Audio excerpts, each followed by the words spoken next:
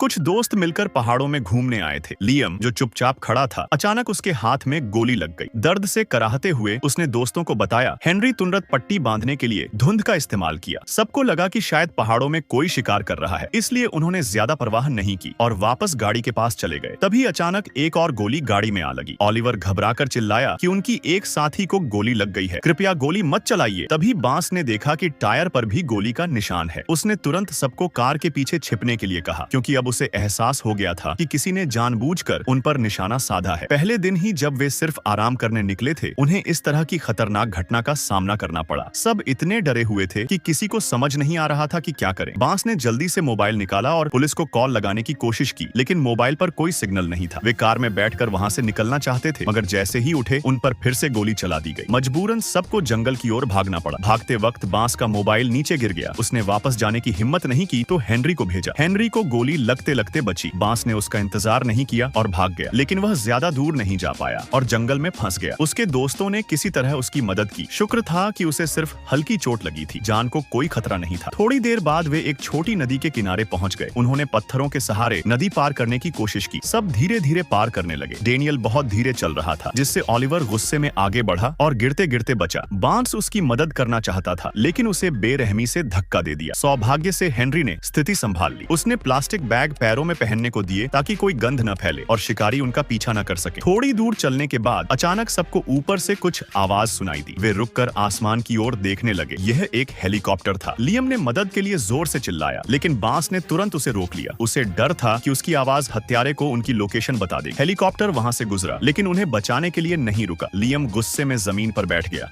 और आगे बढ़ने से मना कर दिया। हेनरी ने उसे समझाया कि यहाँ रुकना बहुत खतरनाक है। आखिरकार लियम मान गया और वे फिर चल पड़े। थोड़ी दूर जाने पर उन्हें नदी किनारे एक औरत दिखी। विलियम खुश होकर उसकी ओर चिल्लाया, लेकिन जैसे ही औरत ने आवाज सुनी, उसने बंदूक तान दी। अब उनके साथ क्या होगा, आगे जानने के लिए सब्सक्राइब करें।